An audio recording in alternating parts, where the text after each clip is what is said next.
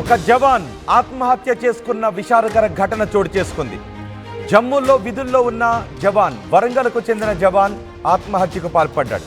వరంగల్ జిల్లా నర్సంపేటలో ఈ విషాదకర ఘటన చోటు చేసుకుంది.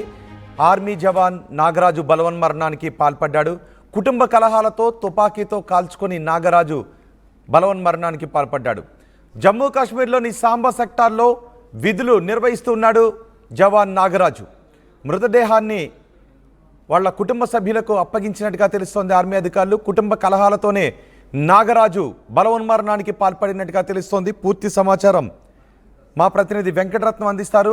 వెంకటరత్నం, జవాన్ బలవన్మరణానికి మీ దగ్గర ఉన్న సమాచారం ఏంటి? బలవన్మరణానికి కారణం ఏంటి?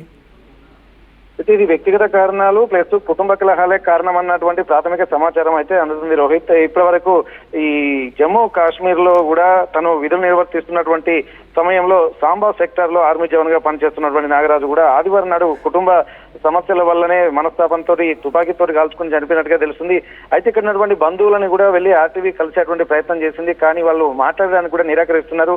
కానీ ఏం జరిగినటువంటి విషయాలు కూడా పూర్తిగా తెలవాల్సినటువంటి అవసరం అయితే అనిపిస్తుంది. ముఖ్యంగా భార్యాభర్తల మధ్యనే ఏదో మనస్తాపంతో మాట పెరిగి ఇదే కొద్దిగా తను ఆత్మహత్యకు పాల్పడినట్టుగా ప్రాథమిక సమాచారం అయితే అందుతుంది. కానీ ఆ కుటుంబ సభ్యులు కానీ బంధుమిత్రులు కానీ ఎవరు మాట్లాడడానికి ముందుకు రావడం లేదు. దీనికి సంబంధించి ఆర్మీకి నుండి 5 జవాన్లు కూడా ఈ ప్రస్తుతానికి నాగరాజు భౌతిక కాయాన్ని ఇక్కడికి తీసుకుని వచ్చారు.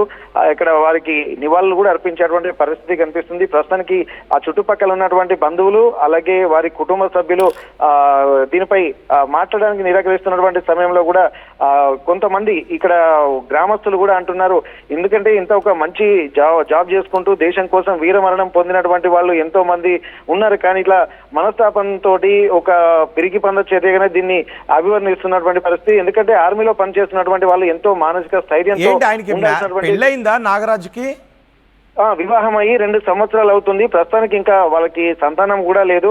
ఇప్పుడు ఆర్మీ జవాన్ గా విధులు నిర్వర్తిస్తున్నటువంటి సమయంలో 2 ఏళ్ల క్రితమే తనకు వివాహం జరిగినట్టుగా తెలుస్తుంది. తన భార్య కూడా ఇంట్లోనే ఉన్నది, కానీ బయటికి ఎవరి రావడం లేదు. ప్లస్ మీడియా వాళ్ళను కూడా వాళ్ళు ఎవరు కలవడానికి ఇష్టపడడం లేదు.